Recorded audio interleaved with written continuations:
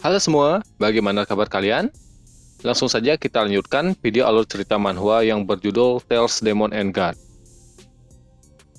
Melanjutkan cerita sebelumnya, di mana Nili meminta orang-orang yang dia tangkap untuk membuat tali dengan panjang 3000 meter. Setelah tali tersebut selesai dibuat, salah seorang pun datang untuk memberikannya. Karena pekerjaan mereka sudah selesai, Nili pun memberikan obat penawar sesuai dengan perjanjian, dan membiarkan mereka pergi. Mereka pun sangat senang dan mengucapkan terima kasih. Kemudian mereka bergegas pergi. Melihat mereka semua sudah pergi, Nili pun masuk ke dalam mata air hitam. Di kehidupan sebelumnya, Nili tidak sengaja masuk ke dalam mata air hitam. Untungnya dia selamat, bahkan dia menemukan sebuah pusaka di sana. Nili pun berjalan ke atas rawa menggunakan papan, kemudian melompat dan sampai ke sebuah tebing. Di bawah tebing terdapat mata air hitam. Nili melihat ke bawah dan menemukan kalau di bawah terdapat sebuah balkon sebagai tempat pijaan. Dia berencana berpijak ke sana untuk menghindari serangan iblis buas. Nili pun mengeluarkan tali yang baru saja dibuat. Kemudian, dia mengikat ujung tali tersebut pada pohon yang paling kuat yang ada di sana. Setelah itu, dia melempar ujung satunya ke bawah. Merasa talinya terikat dengan kuat, Nili pun mulai menuruni tebing tersebut. Perlahan-lahan, Nili pun menuruni tebing tersebut. Setelah beberapa saat, akhirnya Nili sampai. Dia mengingat kalau di kehidupan sebelumnya, informasi tentang tempat ini sangat terbatas. Tapi di kesempatan ini, dia akan menyelidiki lebih dalam lagi. Nili pun mulai menuruni balkon tersebut, melompat dari balkon ke balkon yang lain, hingga dia berhenti ke sebuah balkon yang penuh dengan enkripsi. Nili melihat kalau pola enkripsi tersebut sangatlah kompleks. Enkripsi pada dinding tersebut merupakan enkripsi penyegelan, yang dilapisi oleh 3 enkripsi elemen listrik, dan 6 enkripsi elemen api keramat. Nili mencoba mematahkan enkripsi tersebut. Nili pun sangat berhati-hati, karena enkripsi tersebut sangat berisiko. Nili pun mencoba mematahkannya. Setelah beberapa saat, Nili tidak menyangka kalau enkripsi tersebut sudah melebihi pengetahuan peringkat legenda. Dia menebak kalau enkripsi tersebut dibuat oleh master enkripsi di peringkat legenda pada zaman ke-8. Menggunakan enkripsi yang sangat rumit untuk menyembunyikan sesuatu. Nili pun mengambil buku dan mempelajari pola enkripsi. Sambil melihat pola pada buku, Nili berkata, kalau master enkripsi peringkat legenda berbeda dengan spiritual iblis peringkat legenda. Nili pun sangat penasaran tentang apa yang ada di dalam enkripsi tersebut. Waktu demi waktu pun berlalu, dan akhirnya Nili pun berhasil memecahkannya hingga tinggal 3 enkripsi terakhir. Dia mulai menebak-nebak apakah dunia ini ada seorang ahli yang sudah mencapai peringkat takdir langit. Tanpa sadar, 12 jam pun berlalu dengan cepat. Akhirnya semua beres. Enkripsi pun terpecahkan. Melihat hal tersebut, Nili sangat senang. Dia tersenyum sambil melihat dinding. Kemudian mulai kebingungan. Karena enkripsi sudah selesai dipecahkan, tetapi mengapa tidak ada reaksi? Nili pun mulai berpikir, apakah ada yang terlewatkan? Dia yakin sudah menghitung enkripsi tersebut dengan benar. Kemudian mengambil sebuah batu dan memindahkan posisinya. Nili melihat kalau pada batu tersebut terdapat pola enkripsi juga. Kemudian setelah memindahkannya, muncul reaksi dari enkripsi yang terdapat pada dinding batu, menyebabkan dinding terbuka, dan muncul pintu yang berisikan goa di dalamnya. Melihat hal tersebut, Nili pun memperkirakan kalau gua tersebut adalah gua harta. Dia mulai memeriksanya.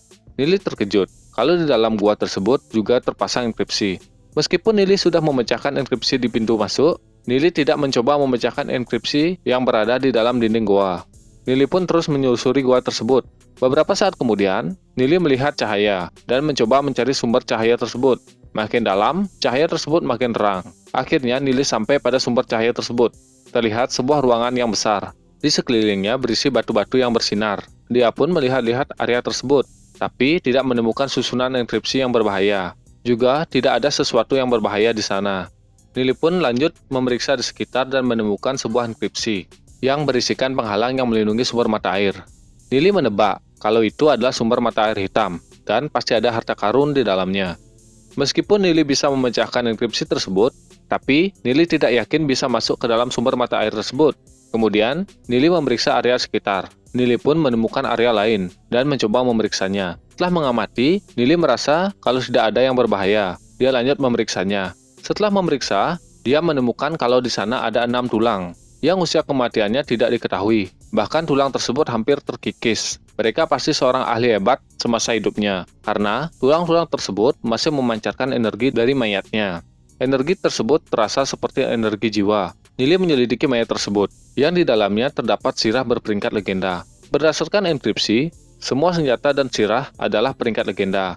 Meskipun sebagian besar sudah rusak, tapi beberapa di antaranya masih bisa digunakan. Kemungkinan mereka mati sendiri dan bukan karena pertempuran. Nili pun mengambil harta tersebut. Dia juga mendapat 6 cincin penyimpanan yang masih bagus. Kemudian, mengenakan cincin penyimpanan tersebut.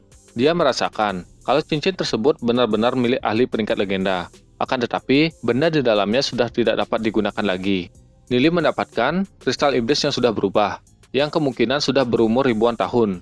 Jadi, di dalam cincin penyimpanan terdapat perbedaan waktu, di mana 100 tahun di dalam cincin sama dengan 10.000 tahun di dunia nyata. Karena itu, kemungkinan usia tulang ini sudah lebih dari 10.000 tahun. Nili mencoba melihat cincin penyimpanannya. Dia menemukan sirah roh angin, di mana sirah ini ringan seperti bulu dan ukurannya bisa menyesuaikan. Sirah tersebut memiliki pertahanan tingkat legenda. Bahkan serangan ahli puncak peringkat legenda bisa dikurangi hingga 90%. Nili pun memakai sirah tersebut. Setelah selesai mengenakan sirah, Nili melayurkan berkeliling. Beberapa saat kemudian, Nili mencoba memecahkan susunan enkripsi yang melindungi sumber mata air hitam. Nili merasakan ada energi yang besar di dalamnya. Kalau dia berlatih di dalamnya, kemungkinan bisa mencapai peringkat emas hitam. Nili mencoba mencari kelemahan susunan enkripsi tersebut. Penghalang tersebut mencegah energi di dalamnya bocor. Tetapi, Nili tidak menyerah dan terus mencoba memecahkannya. Beberapa saat kemudian, muncullah api yang berubah menjadi sesosok roh. Nili bertanya dalam hati, siapa dia? Dan kenapa dia meninggalkan bagian jiwanya di sini? Kekuatan aslinya pasti sudah melewati peringkat legenda. Bisa jadi dia peringkat takdir langit. Meski dia meninggalkan bagian jiwa, tetapi dia memiliki kesadarannya sendiri. Roh itu pun membuka matanya. Dia berkata kalau dia sudah menunggu selama 10.000 tahun. Dan akhirnya ada orang yang bisa sampai ke tempat ini. Nili pun memperkenalkan dirinya, juga menanyakan nama sosok roh tersebut. Roh itu menjawab kalau namanya adalah Yuyan. Dia adalah roh Dewi Api. Mendengar roh Dewi Api, Nili pun teringat dengan roh Dewa Badai Salju. Dia bergumam, pantas saja mereka terlihat sama. Nili berpikir kalau roh Dewa Badai Salju itu dipanggil dari alam lain, dan mereka sudah mencapai peringkat takdir langit. Setelah itu, umur mereka juga akan menjadi lebih panjang. Jarak kekuatan antara peringkat takdir langit dengan peringkat legenda itu sangat jauh. Perbandingannya adalah ribuan peringkat legenda melawan iblis zaman kegelapan. Tetapi tetap tidak bisa mengalahkan hewan iblis tersebut. Nili juga kebingungan bagaimana para roh dewa bisa mati, dan juga soal Kaisar Kongming atau buku roh iblis panah, dan masih banyak misteri di dunia ini yang tidak bisa dipecahkan. Dewi Yuyan pun mengatakan kalau dia adalah roh dewi dunia ini. Mereka mengatur hukum langit dan bumi. Dewi Yuyan ini mengatur hukum api, namun raganya sudah tidak ada. Pecahan dewanya telah hancur dan menyebar ke seluruh pelosok dunia. Akan tetapi, keberadaannya tetap abadi. Pecahan dewa yang hancur bisa kembali terkumpul dalam waktu 10.000 tahun dan membentuk raga. Nili pun bingung. Kemudian dijelaskan lagi oleh Dewi Yuyan kalau mereka bukanlah makhluk hidup. Setiap dunia memiliki 36 roh dewa, dan setiap alam cabang hanya memiliki satu roh dewa. Sejak zaman dahulu, di antara 36 dewa di dunia utama dan 72 dewa di dunia cabang, setengahnya merupakan hewan iblis, seperempatnya merupakan manusia, dan sisanya adalah makhluk lain. Merekalah yang mengatur dunia ini. Masing-masing memiliki satu hukum. Jika roh dewa binasa, mereka akan kehilangan kendali atas hukum mereka. Siapapun yang dapat menguasai hukum itu, maka dia akan menjadi roh dewa yang baru. Jadi, hukum tersebut bisa diperebutkan. Sejak zaman dahulu, kami berperang dengan yang lain untuk memperebutkan kekuatan hukum. 10.000 tahun yang lalu, suku hewan iblis mencoba mengendalikan semua hukum. Mereka menyerang dewa yang lain. Kelompok Dewi Yuyan berperang melawan hewan iblis tersebut, tapi banyak dari mereka yang mati atau terluka. Banyak roh dewa kehilangan jiwanya dan menghilang dari dunia. Beberapa berakhir sepertiku, percikan dewa mereka hancur dan raga mereka binasa. Sekarang, melalui pecahan percikan dewa, Dewi Yuyan merasakan kalau suku hewan iblis telah memiliki roh dewa lainnya. Mereka mencoba membinasakan keturunan manusia. Sayangnya, percikan dewa dari Dewi Yuyan baru terkumpul sepertiganya. Dewi Yuyan takut jika terus menunggu, umat manusia akan menghadapi malapetaka. Tapi Dewi Yuyan hanya bisa menunggu percikan dewanya terkumpul. Kalau dia keluar dari tempat ini, para hewan iblis sudah menunggunya di luar untuk menghancurkan raganya. Begitu semua percikan jiwanya terkumpul, takutnya itu sudah terlambat. Nili pun meyakinkan kalau keturunan manusia tidak akan binasa. Dewi Yuyan berkata, di antara para roh dewa, ada ahli tertinggi yang menguasai hukum ruang dan waktu. Sebelum roh dewa suku manusia dihancurkan, dia menggunakan hukum ruang dan waktu untuk memasuki sungai ruang dan waktu, mengendalikannya agar tidak mempengaruhi masa lalu, dan merubah masa depan demi menyelamatkan umat manusia. Kami tidak tahu apa yang dilakukannya. Dewi Yuyan hanya bisa menunggu sampai dia datang. Nili berpikir ternyata ada dewa yang mengendalikan ruang dan waktu. Mungkin dia melakukan sesuatu pada buku roh iblis panah. Nili mengingat dulunya dia menemukan buku itu di istana Dewa Gurun dan sebuah sebagian halaman di makam Kong Ming. Pada kehidupan Nili sebelumnya, tingkat Nili sudah melebihi peringkat takdir langit, lalu pergi menjelajah ke dunia lain. Akan tetapi, masih banyak yang ia tidak ketahui. Nili pun ingin mengetahui rahasia lain yang ada di dunia ini. Kemudian Nili menanyakan apa yang dia bisa bantu kepada Dewi Yuyan. Mendengar hal tersebut, Dewi Yuyan merenung sebentar, kemudian mengatakan kalau dia akan mengajarkan menggunakan kekuatan hukum.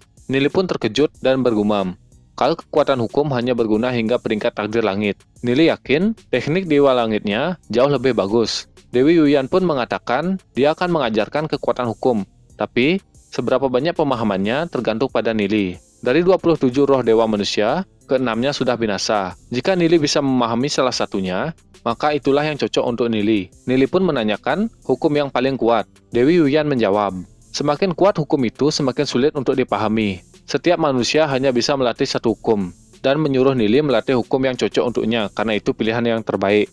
Nili pun merenung dan mengajukan pertanyaan yang sama lagi. Dewi Yuyan pun menjawab, hukum yang terkuat dari keenam roh dewa yang sudah binasa adalah hukum cahaya, kegelapan, dan hukum primal. Sisanya adalah hukum elemen tanah, listrik, dan logam. Yang paling penting dalam memahami hukum adalah merasakannya. Kemudian, Dewi Yuyan mengajarkan caranya. Sebelum itu, Dewi Yuyan mengatakan, kalau untuk merasakan jejak hukum perlu waktu selama 20 tahun. Mendengar hal tersebut, Nili pun terkejut. Dewi Yuyan menegaskan, kalau 20 tahun terbilang cepat. Mereka sendiri memerlukan waktu 50-60 tahun. Belum lagi, dulu banyak orang yang mencoba memahami hukum. Saat itu, kekuatan hukum merupakan kekuatan yang paling hebat. Tapi sekarang, sudah sangat menurun. Nili pun akan mencoba selama 1 bulan, karena dia memiliki urusan lain. Dewi Yuyan mengajarkan langkah pertama, yaitu memperkuat raga. Karena mata air hitam mengandung percikan dewa dari Dewi Yuyan, Nili pun disuruh berendam di sana, untuk melatih raganya. Jika tubuh tidak kuat, mata air hitam itu dapat menghancurkan tubuhnya. Jika tidak kuat, Dewi Yuyan menyuruh Nili segera keluar untuk beristirahat. Kemudian, Dewi Yuyan membuka segel dari mata air hitam. Nili pun merasakan gelombang energi yang kuat. Kemudian dia masuk, akan tetapi dihentikan oleh Dewi Yuyan, karena Nili harus membuka pakaiannya. Mendengar hal tersebut, Nili pun merasa malu. Bagaimana kelanjutan ceritanya? Jadi kita akan lanjutkan pada video selanjutnya. Jangan lupa like, komen, dan subscribe. Terima kasih.